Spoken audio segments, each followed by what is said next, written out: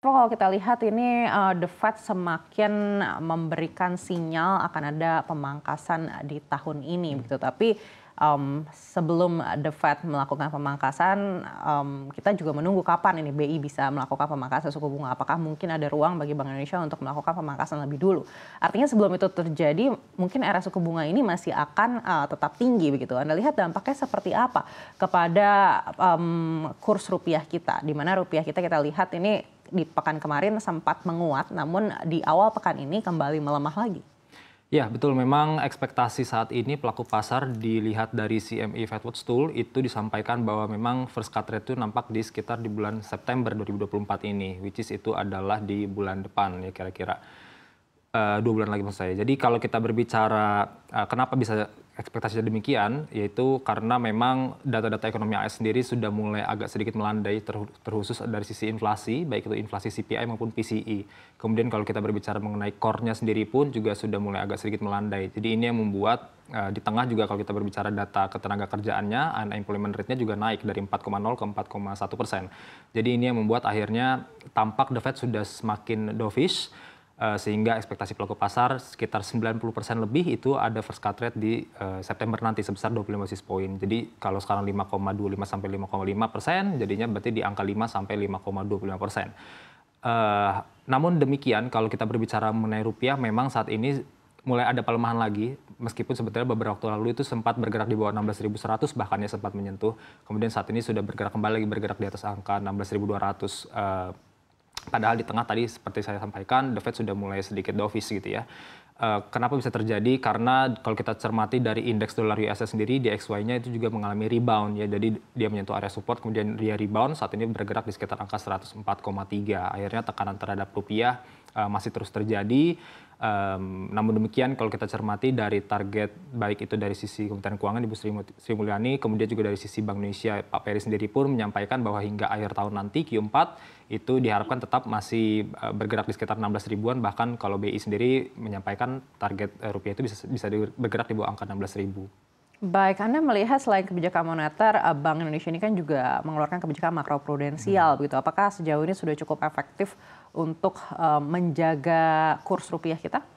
Saat ini saya lebih melihatnya lebih ke arah monetary policy mereka yang saat ini juga kembali terakhir kan ditahan suku bunganya di 6,2%. Kemudian kalau kita berbicara ya triple intervention-nya, kemudian instrumen-instrumen investasi lainnya juga yang kita cermati seperti ada SRBI, Sekuritas Rupiah Bank Indonesia, kemudian ada SVBI, Falas, kemudian juga ada Sukuk, SUFBI. Itu kita cermati hasilnya juga masih cukup oke, cukup lumayan ya. Sehingga itu yang membuat kita cermati net foreign inflow juga terjadi. Bahkan kalau kita berbicara SRBI sebagai contoh itu 12 pekan beruntun net foreign inflow ini yang menyebabkan kita cermati rupiah juga ada penguatan yang cukup signifikan dari sempat kan kita perhatikan dia overshoot ke 16.400-an, kemudian akhirnya menguat secara 8 hari beruntun seingat saya itu sampai bergerak cukup kuat gitu ya, bahkan di bawah 16.100. Jadi ini yang membuat ada mengalami penguatan, namun memang ke depan tetap harus diperhatikan lagi spread antara suku bunga kita BI dan juga The Fed, kemudian juga ya imbal hasil dari sisi itu SBN ataupun SRBI kalau kita compare kepada instrumen investasi yang ada di US sana. Baik, kita akan beralih ke Ibu Hosiana. Ibu Hosiana, kalau Anda sendiri menilai likuiditas perbankan sejauh ini seperti apa? Iya, jadi kalau likuiditas perbankan ya, kalau secara umum memang data yang tersedia kan baru per April ya, dan kita lihat juga memang bagaimana di aktivitas di perbankan sendiri, ini nggak yang terlalu signifikan, maksudnya langsung mengering ya, karena dari loan to deposit ratio juga masih di kisaran 84%. Kemudian yang juga menjadi salah satu kabar baiknya, jadi kan di perbankan itu kan ada dana pihak ketiga atau DPK, ini kan terdiri salah satunya dari CASA ya, atau porsi dana murah. Nah, biasanya kan kalau katanya ada instrumen yang lebih menarik gitu, imbal hasilnya apakah masyarakat serta-merta beralih. Namun kalau kita perhatikan lebih lanjut, ternyata data dari current accounts dan saving ini porsinya masih mendominasi ya di beberapa big banks kalau kita lihat secara umum gitu. Jadi porsinya terhadap DPK dana murah ini bisa mencapai tetap di kisaran 65%-an, dan bahkan mungkin di beberapa bank ini masih lebih gitu. Dan kita perhatikan lebih lanjut tren dari porsi dana murah ini sendiri pun masih tumbuh di kisaran 8 hingga 12% di masing-masing perbankan kecenderungannya.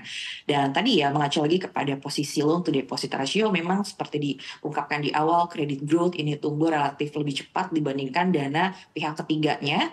Jadi ini sebenarnya indikasi ekonomi yang positif, dan apakah likuiditasnya masih baik-baik aja, kita melihatnya dari sisi perbankan ini masih dalam kondisi yang optimal. Baik, apakah Anda mengindikasikan ada perebutan likuiditas antara bank saat ini?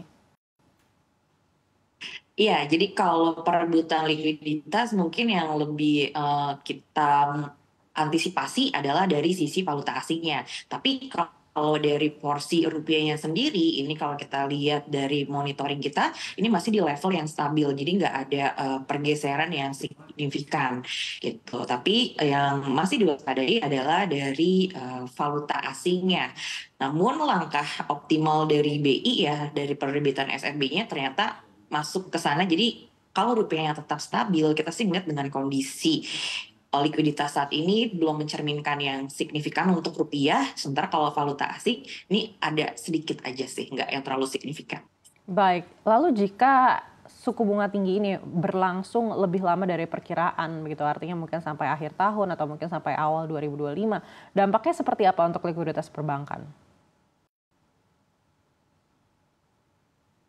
Ya, pasti perbankan ini akan lebih selektif ya untuk memberikan imbal hasil yang menarik bagi para deposan. Karena kan cenderung secara teoritis kalau suku bunga tinggi pasti ini akan sangat menarik minat masyarakat untuk memilih deposit yang imbal hasilnya lebih tinggi ya. Karena kita lihat juga trennya deposit suku bunganya relatif naik. Nah, terus gimana imbasnya nanti ke likuiditas? Kalau kita lihat sih, kalau perbankan sendiri, kalaupun nanti ada kenaikan loan to deposit ratio, ini nggak serta-merta bisa diartikan bahwa likuiditasnya kering, tapi bisa jadi sebenarnya perbankan lebih selektif untuk menerima dana pihak ketiga yang masuk, untuk salah satunya mengoptimalkan dari managing dari cost of fund itu sendiri dalam membiayai kreditnya ya. Karena kan sebenarnya Indonesia ini juga cukup baik ya di tengah suku bunga yang tinggi, tapi growth-nya masih bisa di 5%-an gitu. Walaupun memang dari sisi konsumen sedikit melambat. Jadi bagaimana nanti selanjutnya? Kalau kita lihat sih mungkin LDR tercermin naik, tapi nggak serta-merta likuiditas kering, karena tadi perbankan akan lebih selektif untuk menerima dana yang masuk. Baik, kita balik lagi ke Revo. Revo kembali lagi ke instrumen investasi Bank Indonesia SRBI begitu. Apakah berdasarkan pantauan Anda sudah terjadi shifting juga mungkin dari instrumen investasi yang sebelumnya seperti SBN atau mungkin pasar ekuitas ke SRBI ini?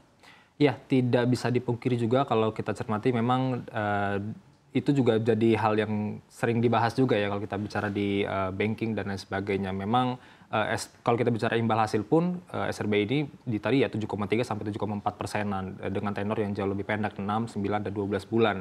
Berbeda dengan SBN yang bisa bertahun-tahun gitu ya. Kalau kita cermati dengan imbal hasil atau yield yang tentu lebih menarik, lebih tinggi itu tersebut, maka tidak menutup kemungkinan memang orang-orang ya tentu akan mencari instrumen investasi yang bisa memberikan return yang lebih tinggi. Sehingga kalau kita cermati sebagai contoh, ini di SBN sendiri pun, ini data transaksi dari Bank Indonesia sendiri menyampaikan beberapa kali terjadi net foreign outflow. Kemarin saja terakhir 15 sampai 18 Juli itu ada net foreign outflow 0,38 triliun rupiah. Sementara di SRBI-nya masih net foreign inflow 0,4 triliun rupiah. Jadi kalau kita cermati, dan juga saham juga memang ada net foreign inflow juga 0,67 triliun rupiah. Jadi memang kita lihat memang ada, saya rasa memang ada realokasi lah kira-kira gitu ya. Memang ada shifting meskipun memang dalam batas yang tadi juga disampaikan masih relatively wajar, masih nggak yang benar-benar crowding out juga. Karena dari statement dari Bank Indonesia sendiri pun menyampaikan tidak terjadi crowding out gitu ya. Tapi saya rasa memang ada realokasi itu sendiri dari SBN, baik dia khususnya ke SRBI itu sendiri.